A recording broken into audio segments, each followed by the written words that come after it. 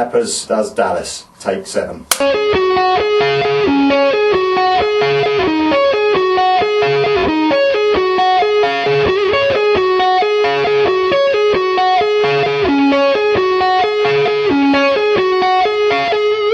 He made me play it! Today, Chappers is doing Slash.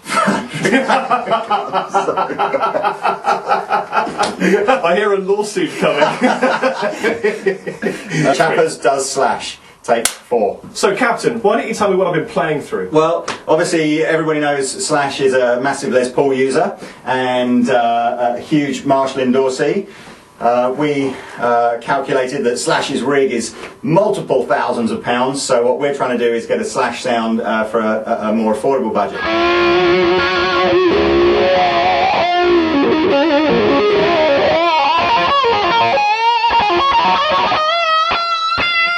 So, the axe is an Epiphone Les Paul standard. Epiphone, for those of you that don't know, is a company that is owned by Gibson. It's the only company in the world other than Gibson that are allowed to completely license the Les Paul design. So it's a Les Paul. We've even picked a colour, this is vintage sunburst, to look as much like Slash's regular Les Paul.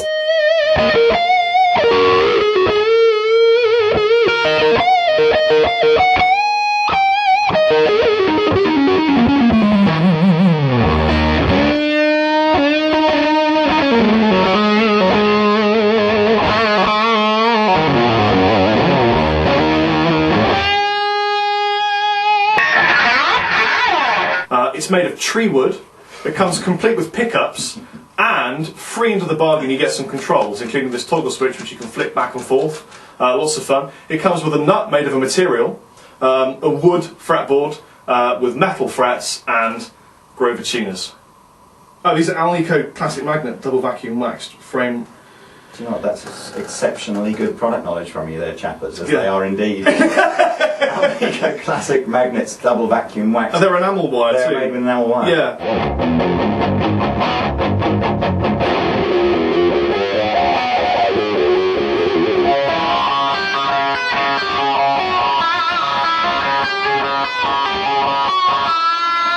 Honestly, there are a ton of Les Paul shaped guitars out there that you can buy, and in my honest opinion, if you have £300 or £400 to spend on a Les Paul copy, there really isn't much that you could buy that would be better than an Epiphone one.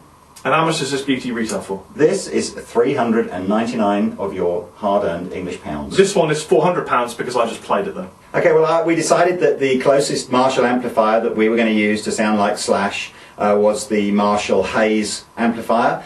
This particular one is the 40 watt 1x12 combo.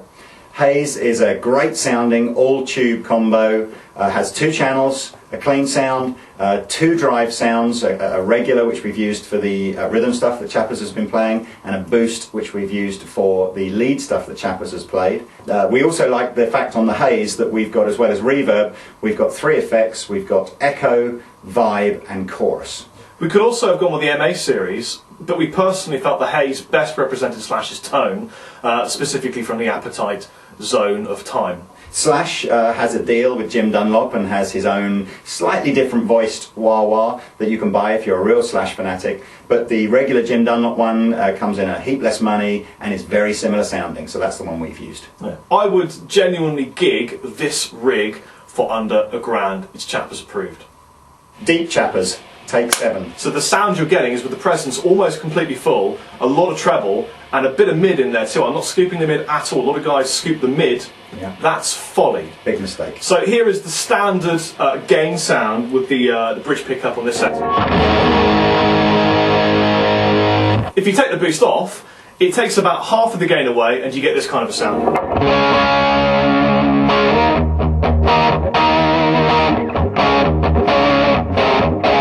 The boost is really for your creamy lead. Without the boost, which is foot switchable by the way, you get that nice crunchy rhythm tone. Yeah. If you whack a wire onto it, it just sounds filthy.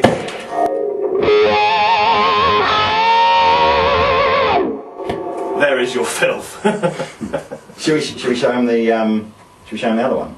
I think we should show them the other one. So this was the Epiphone Les Paul, and we're now going to show you Well, I would term a real one.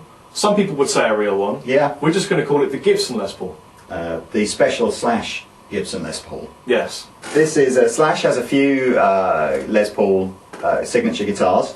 Most of them are limited edition, like the Appetite for Destruction one that's coming out this year. This is his stock one. So this is the one that the Gibson Custom Shop produce all year round. So you can see he doesn't use the scratch plate. He's had the pickup covers taken off. It's a slightly different burst to the one on the Epiphone. And Lee, what does this switch do? I knew you were going to ask me that. It has an up mode. Actually, it doesn't even have an up or down mode. And a down mode. Is it a kill switch?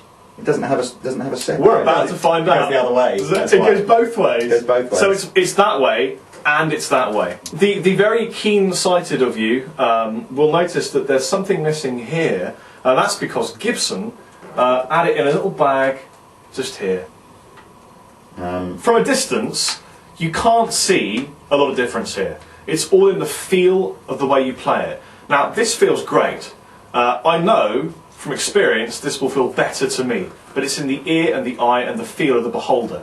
The way something feels really affects the way you play, as many of you will know. So I'm now going to play on this, and you may even hear a difference in the way I play.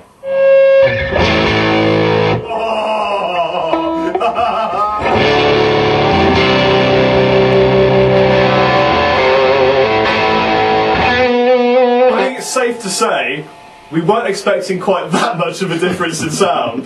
That is super sweet, man. The Epiphone was really good. Lee's worried now because this sounds unbelievably good. But that's what it's all about. It's all about, you know, they both sound great. This just sounds better.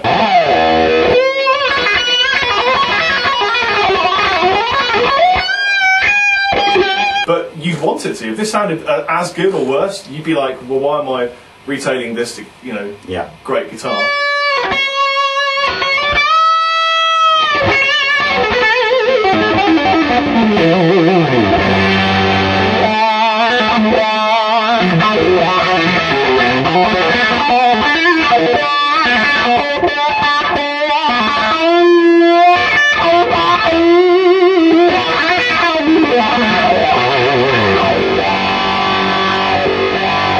The Slash Les Paul is fitted with a Fishman power bridge. Where you find power trolls, and it sounds remarkable. We were making all sorts of funny faces and sounds when we heard it. Basically, this way the power bridge is off. In the central position, it's a blend of the bridge with the pickups. This way, it's just the Fishman power bridge. This is the sound of the pickups naturally and cleanly without the Fishman power bridge. I love saying Fishman power bridge. Yeah. I want a Fishman power bridge, Lee. I'm going to have my foot bridge replaced with a Fishman power bridge. Yes. Here's a blend of the power bridge, the Fishman power bridge, and the pickups. All of a sudden, it's a ton of clarity and depth and warmth coming into the sound. And this, if I switch it again, this is just the power bridge by Fishman power bridge. Which is fair to say is awesome.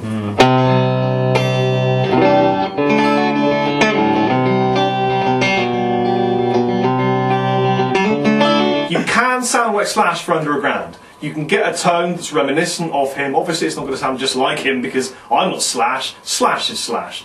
And you need to live in Stoke-on-Trent for your childhood to be able to sound that way. But if you buy, you know, his guitar and his amps, you're going to sound an awful lot more like him. You know, your budget makes the decision, doesn't it really? And that's all there is to it. I've been Chappers. I've been the captain.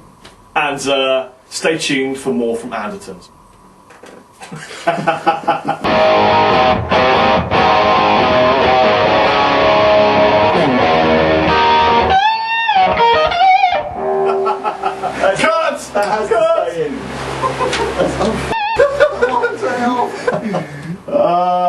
I love my job.